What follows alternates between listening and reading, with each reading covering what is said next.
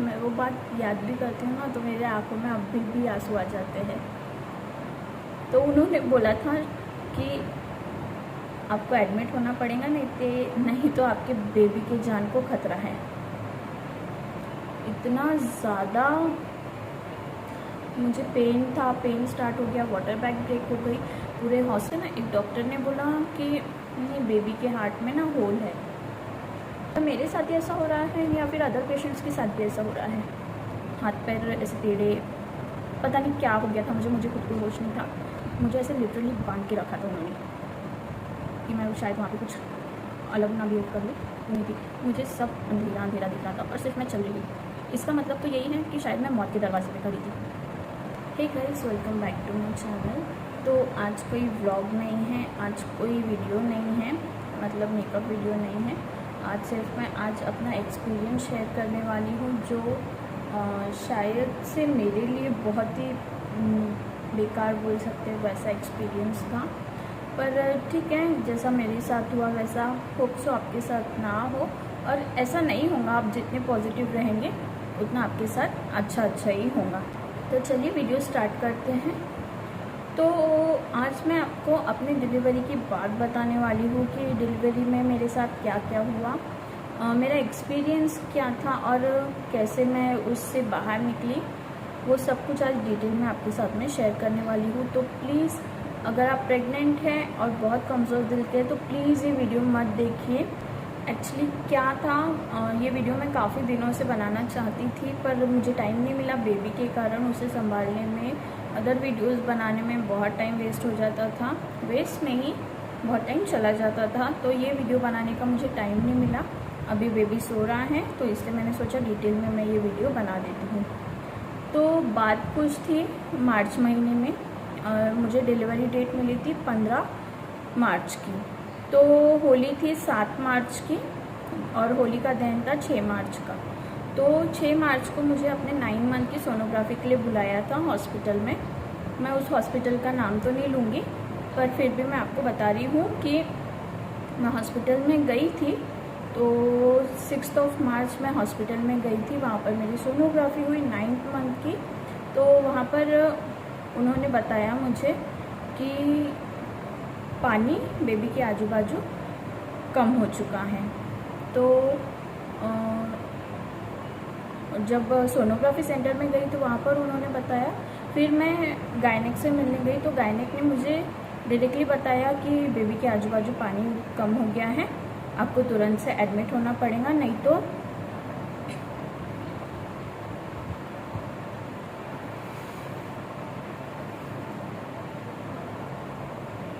मैं वो बात याद भी करती हूँ ना तो मेरे आंखों में अभी भी आंसू आ जाते हैं।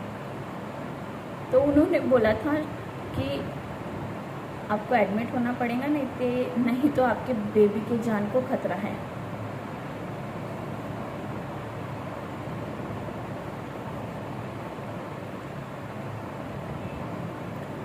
तो मैं पूरी ठंडी पड़ गई थी ये बात सुनकर कि मतलब 9 महीने हमने जिस बेबी को अपने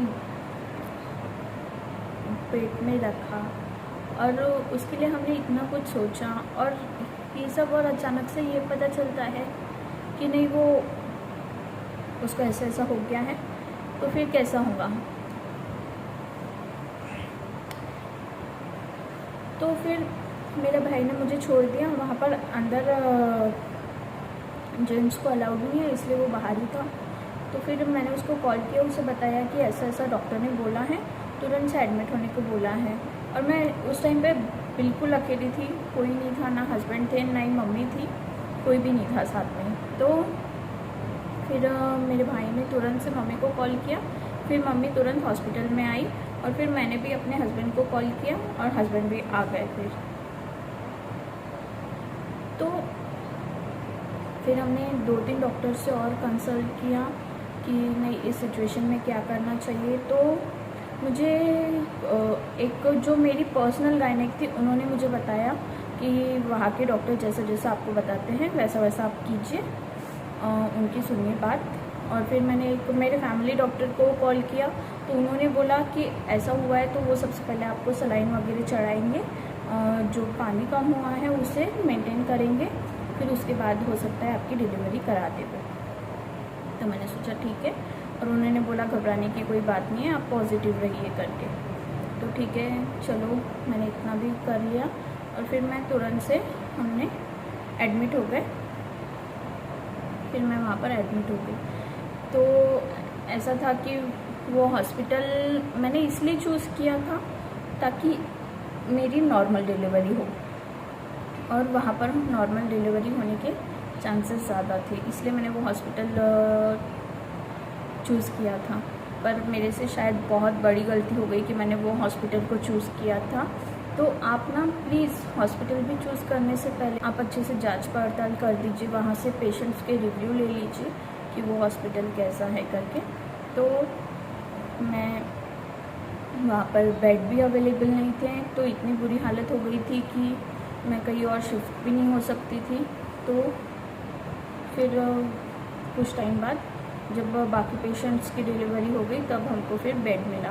तो रात के टाइम पर फिर मैंने खाना वगैरह खाया। मुझे कुछ पेन तो नहीं था उस टाइम पर, तो फिर खाना वगैरह खाया। तो फिर डॉक्टर्स लोगों ने ना वहाँ पर चेक करते थे कि मतलब आपकी जगह खुल गई है, सब कुछ हो गया है क्या।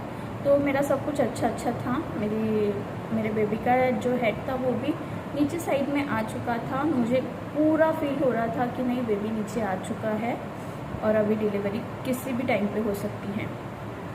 तो वैसा भी हो गया था, मेरी जगह भी खुल गई थी। फिर उन्होंने ना कुछ टैबलेट दी जिससे कि आपको पेन स्टार्ट हो जाएगा। तो उन्होंने मुझे ना ही सलाइन चढ़ाई ना ही कुछ चढ़ाया, सीधे मुझे वो टैबलेट दे दी कि उन्होंने मेरा पानी का लेवल भी बढ़ने नहीं दिया। तो सीधे मुझे पेन की गोलियाँ दी और फिर उसके बाद मुझे पेन स्टार्ट हो गया अचानक से 2 घंटे में, और पेन भी अच्छा खासा था। तो ठीक है, मैंने वो पेन को बर्दाश्त किया सुबह तक। फिर सुबह मॉर्निंग में मुझे 11 बजे फिर से चेकअप के लिए बुलाया। हार्ट बीट चेक किया उन्होंने बेबी का, उसके बाद से फिर उन्होंने फिर से वो देखते हैं कि जगह कितनी खुली है, कितनी जगह बन चुकी है कि बेबी को आने को बाहर। तो उन्होंने चेक किया, तो उन्होंने जैसे ही चेक किया ना, अचानक से मेरी वाटर बैग ब्रेक हो गई। तो उन्होंने तुरंत से बोला कि नहीं, इन्हें सी सेक्शन के लिए इन्हें ले जाना पड़ेगा ही। तो सिजेरियन का अब मुझे ये नहीं समझ में आ रहा था कि वाटर बैग ब्रेक हो गई, ये तो फिर अच्छा है, नॉर्मल डिलीवरी के लिए ये अच्छा है। पता नहीं मैं इसमें कितनी सही हूँ कितनी गलत हूँ, अब मुझे कमेंट डाउन करके ज़रूर बताइए। समझ रहा था मैं वहाँ पर सी सेक्शन के लिए बिल्कुल रेडी नहीं थी, बिल्कुल भी रेडी नहीं थी। तो फिर मैं, और ऐसा हुआ कि सभी के जितने भी वहाँ पर पेशेंट्स थे उनके फैमिली मेम्बर्स को बाहर गेट के नीचे छोड़ दिया था कि आप पेशेंट से नहीं मिल सकते, साफ़ सफाई चल रही है करके। तो फिर मैंने वहाँ पर बहुत रिक्वेस्ट की कि नहीं, मेरी हालत बहुत ख़राब है, इतना ज़्यादा मुझे पेन था, पेन स्टार्ट हो गया, वाटर बैग ब्रेक हो गई, पूरे हॉस्पिटल में पूरा जो मेरा वाटर था वो सब गिर रहा था, पूरे कपड़े इतने बेकार हो चुके थे, इतना गंदा। मैंने शायद ही कभी ऐसी सिचुएशन देखी है। मैंने तो हॉस्पिटल तो पहली बार मैं एडमिट हुई, पर ऐसी सिचुएशन मैंने पहली बार फील भी किया। इतना बुरा लग रहा था कि क्यों ऐसा हो रहा है, तो मुझे कुछ भी नहीं समझ में आ रहा था। मैं पूरा रोना स्टार्ट कर दी और मुझसे पेन भी नहीं बर्दाश्त हो रहा था। मैंने बोला नहीं, मुझे बस अभी किसी भी तरीके से मेरी डिलीवरी करा दीजिए, मेरी नॉर्मल डिलीवरी करा दीजिए, मैं बर्दाश्त करने के लिए रेडी हूँ। पर उन लोगों ने मेरा सी सेक्शन ही कराया। तो फिर मम्मी आई, मेरे कपड़े वपड़े चेंज कराए उन्होंने, फिर मुझे ओटी के लिए रेडी किया। फिर वहाँ पर जो नर्स थे उन्होंने मुझे ओटी के लिए रेडी कराया और फिर उन्होंने मुझे सी सेक्शन के लिए गए। ठीक है, तो सी सेक्शन के लिए गए। वहाँ पर ना अब पहले तो इंजेक्शन देते थे, तो इंजेक्शन दिया उन्होंने मुझे, एनेस्थीसिया दिया। उसके बाद में फिर ठीक है, मेरा पेन बंद हो गया, मुझे कुछ फील नहीं हो रहा था। तो फिर उन्होंने स्टार्ट किया। तो फिर उसके बाद ना अब कैसा है, मेरे ख्याल से ऐसा लगता है कि पेशेंट्स लोगों को आप वो डिलीवरी कैसी होती है वो ना देखने दिया जाए। पर उन्होंने ऐसा था कि वो जो ओटी में लाइट्स होती है ना, वो लाइट्स थी और वहाँ पर जो ग्लास लगे थे ना, वो ग्लास में मुझे पूरा अपना सी सेक्शन कैसा हो रहा है ना, वो सब दिखा। तो ठीक है, फिर भी मैंने बर्दाश्त किया, मैं उतनी घबराई नहीं। पता नहीं, शायद अंदर से मुझे डर लगा या कुछ, तो मैंने वो सब बर्दाश्त कर लिया। तो फिर वो सब हो गया और फिर मैंने बेबी बॉय डिलीवर्ड कर लिया। फिर उसके बाद उन्होंने स्टिचेस वगैरह लगाए, बातों बातों में मेरी डिलीवरी हो गई। तो फिर उसके बाद उन्होंने मुझे कॉपर डी भी लगा के दी हैं। तो उसके बाद फिर मेरी डिलीवरी हो गई और इतना भयंकर था ना वो, मैंने सब कुछ अपने आँखों से देखा। खैर, वो सब हो गया। उसके बाद मुझे फिर वार्ड में शिफ्ट किया गया। तो वहाँ पर पहला दिन तो फिर मेरा सी सेक्शन हुआ, तो मुझे कुछ भी होश नहीं था। मैं सलाइन पर ही थी, कुछ खाना पीना तो हो नहीं सकता था। बेबी को फीड मम्मी करा रही थी, ब्रेस्ट फीडिंग ही करा रही थी। तो ठीक है, वो हो गया। तो बेबी को भी फीड हो रहा था अच्छे से। उसके बाद नेक्स्ट डे जब डॉक्टर्स आए राउंड पर, तो वो हमको भी चेक कर रहे थे, मतलब पेशेंट्स को भी और बेबी को भी चेक कर रहे थे। तो अचानक से ना एक डॉक्टर ने बोला कि नहीं, बेबी के हार्ट में ना होल है, बेबी के हार्ट में होल है। इतना झटका लग गया ना मुझे कि ये सब क्या हो रहा है, कि क्या एक के बाद एक क्यों ऐसा बता रहे हैं। क्या मेरे साथ ही ऐसा हो रहा है या फिर अदर पेशेंट्स के साथ भी ऐसा हो रहा है। मतलब कुछ सोचते नहीं हैं, कुछ नहीं है। मेरे हिसाब से आप पेशेंट्स के सामने ऐसी बातें बताते ही क्यों है। आप बता सकते फैमिली मेम्बर्स को कि नहीं, बेबी के साथ ऐसा है या कुछ है। तो उन्होंने मुझे बताया, मेरे सामने ही बताया कि बेबी के हार्ट में होल है। तो मैं फिर से बहुत ज़्यादा घबरा गई और फिर उसके बाद ना मुझे फिर से पता नहीं, मैं शायद बेहोश हो गई। मुझे कुछ समझ ही नहीं आ रहा था, मैं पूरी पागल हो चुकी थी तब। तो मुझे बिल्कुल भी कुछ समझ में नहीं आ रहा था कि आखिर मेरे साथ हो क्या रहा है। फिर ठीक है, मैं वो सब मन में दबा कर रख रही थी। ये बात मैंने ना ही अपने हस्बैंड को बताया, ना ही किसी को बताया कि डॉक्टर्स ने मुझे ऐसा ऐसा बताया है करके। मेरे लिए तो मैं पूरी ब्लैंक हो गई थी, पता नहीं क्या हो रहा था मेरे साथ। फिर उसके बाद वो सब हो गया। फिर डॉक्टर्स ने बोले कि आप प्राइवेट में चेक करा लेना कि क्या क्या है, क्या क्या नहीं, या फिर स्पेशलिस्ट आएंगे तो आप उनसे बता देना। तो फिर उसके बाद मैंने खुद को बहुत संभाल रखा था कि मुझे बिल्कुल नहीं टूटना था। मैं हर एक सिचुएशन को मैं हैंडल कर लूँगी, मैं निकल जाऊँगी हर एक सिचुएशन से। तो ठीक है, वो सब हो गया। उसके बाद में हम घर गए, मेरा डिस्चार्ज हुआ। फिर उन्होंने 7-8 दिन के बाद मुझे बुलाया था स्टिचेस रिमूव करने के लिए। तो हम लोग घर गए। घर जाने के बाद ना अचानक से मेरी बहुत ज़्यादा तबीयत ख़राब हो गई, बहुत मतलब बहुत। मैंने घर में पैर रखा, वैसे ही मैं बेहोश हो गई। तो और पूरा वो क्या बोलते, हाथ पैर ऐसे टेढ़े, पता नहीं क्या हो गया था मुझे खुद को होश नहीं था। वो सब मैंने मम्मी से पूछा था, मम्मी ने मुझे बताया कि ऐसा ऐसा हुआ था करके। तो फिर मुझे तुरंत से वापस हॉस्पिटल लेके गए।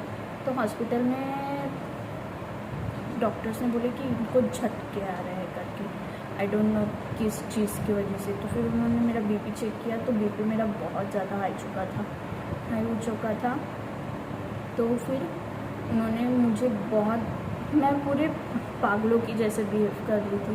मुझे कुछ भी नहीं समझ में आ रहा था, मुझे तो खुद का होश था ही नहीं कि मेरे साथ क्या हो रहा है। तो फिर उन्होंने मुझे इंजेक्शन दिए बेहोशी के। फिर उसके बाद में मुझे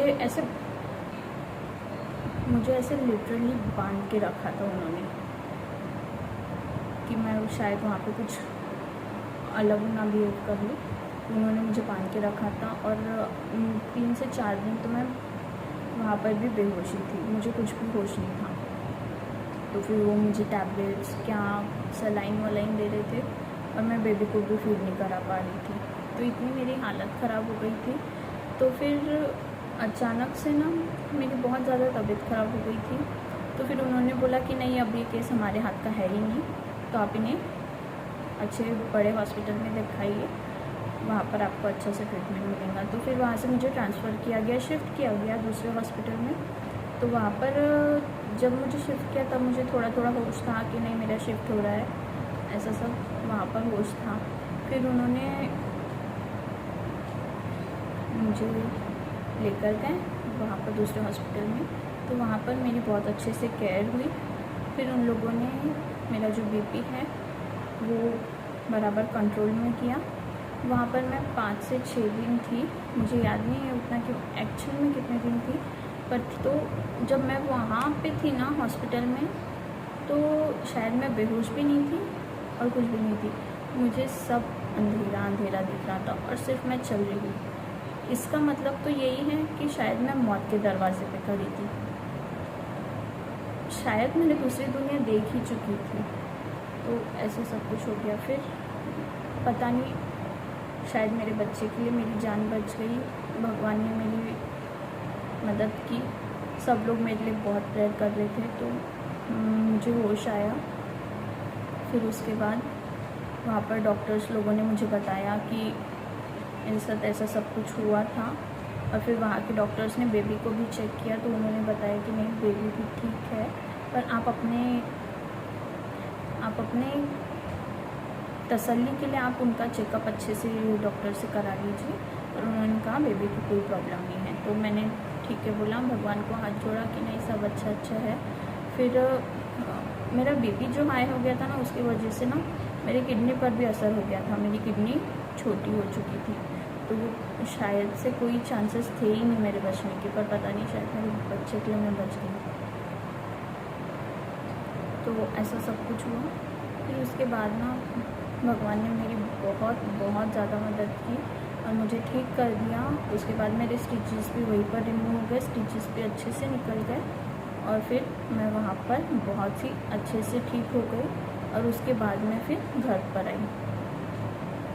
तो ऐसा भयानक सा एक्सपीरियंस था मेरे वो डिलीवरी का कि अभी भी मैं सोचती हूँ तो मेरे हाथ पैर काँप उठते हैं। तो होप सो आप इससे घबराएंगे नहीं, पर मेरे साथ में जो हुआ ना, उससे आप कुछ सीखेंगे कि आपको कैसे, अगर आपको पानी की कमी भी होती है ना बेबी के टाइम पे, तो आप पानी भरपूर पीजिए। सलाइन आप पहले लगाते हैं डॉक्टर्स, ऐसे लापरवाह हॉस्पिटल में बिल्कुल मत जाइए, जो पहले हॉस्पिटल में मेरा एक्सपीरियंस था। आप बहुत अच्छे से हॉस्पिटल चूज़ कीजिए। तो गाइज़ यही था मेरा आज का वीडियो। होप आप कुछ सीखे होंगे और इससे नेगेटिवली मत लीजिए, पॉजिटिवली लीजिए। मैं बस अपना एक्सपीरियंस शेयर कर रही थी, ज़रूरी नहीं जैसा मेरे साथ हुआ वैसे आपके साथ भी हो। तो बस यही मैं आपके साथ में शेयर कर रही हूँ। Thank you so much for watching. Bye.